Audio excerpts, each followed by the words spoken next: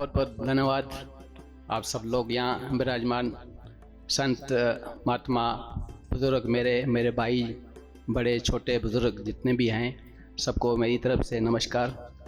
और मैं इस जो यहाँ आज जो अंतिम यात्रा सेवा समाज के जो ये प्रोग्राम रखा गया है, इनकी तो जितनी भी तारीफ़ की जाए बहुत कम है। मेरे ख्याल से आपकी अगर तालियां बजें इस काम के लिए, क्योंकि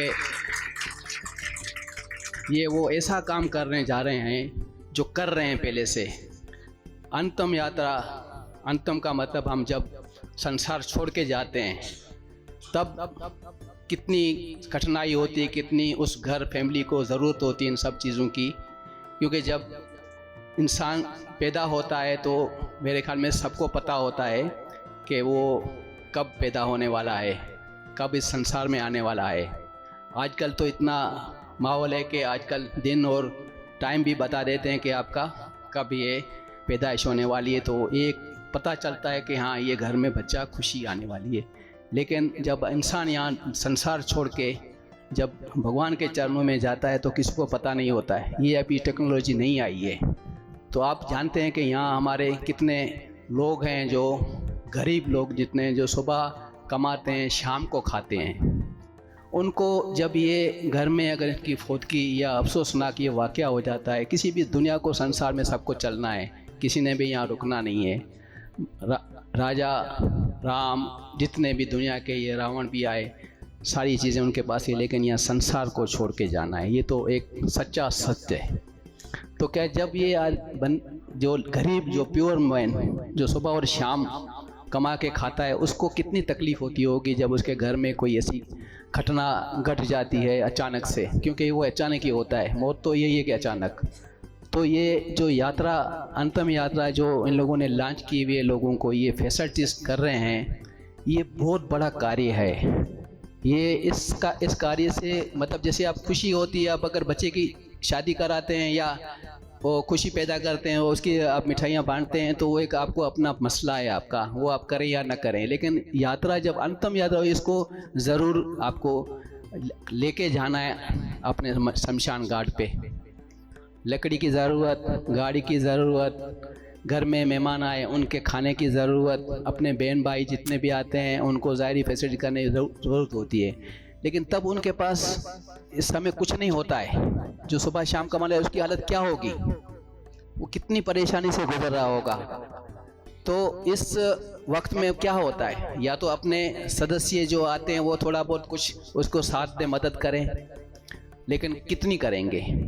आजकल का ज़माना इतना है, इतनी महंगाई है, इतना दौर है कि आपको ये फैसिलिटीज़ कहीं नहीं मिलेगी।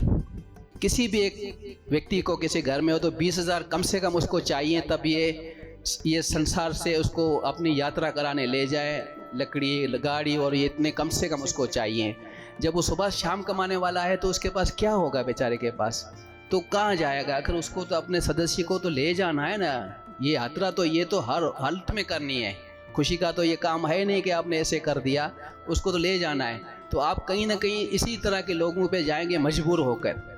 तो क्या है, आपकी सैलरी 20,000 रुपये है और आप 20,000 तो दे कर नहीं सकते, तो आप किसी ऐसे व्यक्ति के पास जाएंगे जो आपको इमरजेंसी में देगा पैसे। तो वो इस तरह देगा पैसे आपको कि वो 2,000 रुपये तो पहले ये 20,000 से काट लेगा। फिर आपको जब आपकी सैलरी 20,000 है तो आपका फिर कभी मन नहीं कहेगा कि मैं 20,000 कब उसको लौटाऊँ। तो चलते चलते आप उसको 20,000 के 2,000 देना आसान समझेंगे और 20,000 आपके पास सर पे सड़े रहेंगे।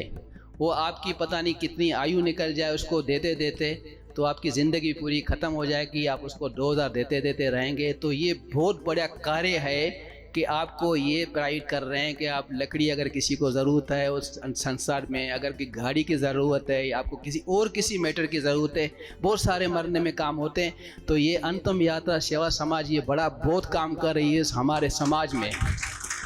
मेरे पास इतने अल्फाज नहीं है कि मैं इनके लिए गुण गाऊँ, लेकिन बहुत अच्छा काम कर रहे हैं, बहुत अच्छा। ये हर आदमी की ज़रूरत है, हर उस गरीब आदमी की ज़रूरत है, हर उस अमीर आदमी की ज़रूरत है कि ये वहाँ उसको जाना ही जाना है। यात्रा, अंतिम यात्रा।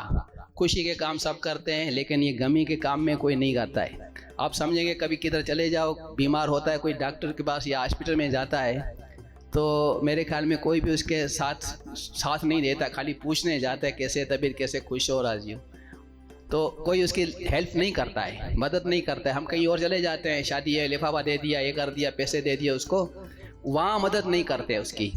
ये भी एक ज़रूरी है, किसी को अगर आप पूछने जाएं तो उस समय उस वक्त उसकी मदद करें, ताकि वो उस मुश्किल हालात से वो निकले, क्योंकि हम सब उसकी मदद करेंगे तो भगवान हमारी मदद करेगा, प्रभु परमात्मा हमारी मदद करेगा। हम अपने दिए से किसी को कुछ देंगे तो वो प्रभु परमात्मा हम पे राज़ी होगा, हमारी भी कभी किसी मुश्किल वक्त में, किसी मुश्किल घड़ी में हमारी मदद करेगा।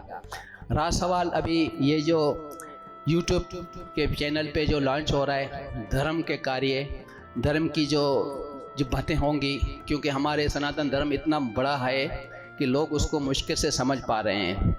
हमारी जो यंग जनरेशन है उनको पता भी नहीं है कि हमारे भगवान कौन है, हमारे प्रभु कौन है, क्योंकि उनकी तालीम यहाँ हम पाकिस्तान मुल्क में रह रहे हैं। सीधी बात है कि हम जो है वो उस तरह की शिक्षा उनको नहीं दे सकते हाई स्कूल या किसी भी तरह से। अगर ये हम अपने जैसे धर्म में, हम ज़ाहिरी बात है हम उर्दू पढ़ते हैं, इंग्लिश पढ़ते हैं, बाकी हमारी हिंदी गुरमुखी जो भी है वो हम नहीं पढ़ा सकते। ये बहुत बड़ा कार्य है उन बच्चों के लिए जो हमारी जो जनरेशन जो नहीं आ रही यंग्स, क्योंकि उनको पता भी नहीं, क्योंकि आजकल मोबाइल का ज़माना है, हर कोई मोबाइल और ये सारी चीज़ें देख लेता है, किसी को कुछ पता नहीं क्या चीज़ें आ रहे हैं। ये इस वक्त ज़रूरत है इस चीज़ की, अपने बच्चों को शिक्षा देने की, अपने बच्चों को अपने सनातन धर्म पे ले आने की, कि वो समझें हमारे भगवान क्या है, हमें करना क्या, हमारा रास्ता क्या है। हम इधर उधर भटक रहे हैं, हमें कोई रास्ता दिखाने वाला नहीं है। हमें ये रास्ता दिखाने के लिए हमें संत महात्मा और उन लोगों की ज़रूरत पड़ती है कि वो हमें बताएं हम कौन हैं, हम क्या है। इंसान तो सब इंसान है, लेकिन हम इंसान जब हम किसी घर में जब पैदा हुए हैं, आप सनातन धर्म अपने हिंदू एक घर में पैदा हुए हैं, तो हमें अपना हिंदू सनातन धर्म की हमको मालूमात रहनी चाहिए। जिसके दूसरे जितने भी मज़हब हैं उनको सब पता होता है अपने मज़हब का कि हम क्या हैं। हम इतना उलझे हुए इस मज़हब में कि हमें सीधा रास्ता नहीं दिखाया जाता कि हम कहाँ जाएं, कोई कहाँ ले जा रहा है, कोई कहाँ ले जा रहा है। तो ये ज़रूरी है इस चैनल के थ्रू लोग इसको देखेंगे, उसको समझेंगे, हमारी जो नई जनरेशन आई है उसको हम समझाएंगे, क्योंकि हम घर में तो गीता रख के बैठे हुए हैं, मेरे ख्याल इसको कोई खोलता नहीं है। अगर ये सच है तो आप बोलें कि वाकई है कि नहीं है। गीता सबके पास है, सबने घर में रखी हुई है, लेकिन उसको पढ़ने वाला नहीं है कोई, उसको पढ़ के समझाने वाला कोई नहीं है, पढ़ के अपने बच्चों को बताने वाला कोई नहीं है। आज किसी को इस टाइम पे वक्त पे अगर मेरी इस बात अगर कड़वी लगे तो माफ़ कर दीजिएगा, मैं क्षमा चाहता हूँ, लेकिन क्या है ये फैक्ट है, हम सब देख रहे हैं, हम सब चीज़ें पढ़ी हुई हैं, हम इसको कभी नहीं खोलते। सिर्फ हमने उसको अलमारी तक महसूस कर दिया हुआ है, या हमने किसी मंदिर के कोने में उसको रख दिया है, हमने कभी इसको खोल के देखा नहीं है। उसको खोल के देखना चाहिए कि हमारा मज़हब क्या है, हमें कहाँ जाना है, हमारी डगर क्या है, हमारा रास्ता क्या है, और हम जब रास्ते पे सीधे जाएंगे तो हम ज़रूर मंजिल पे पहुंचेंगे। धन्यवाद आप सबका, मेहरबानी, शुक्रिया, आपका टाइम ले लिया। मेरी अगर किसी तरह से किसी को मेरे अगर किसी अल्फाज की किस तरह से कोई गलती से ज़बान से मुंह से निकल गया हो तो मैं दोबारा क्षमा चाहूँगा। सबसे बड़ी मेहरबानी, धन्यवाद आपका।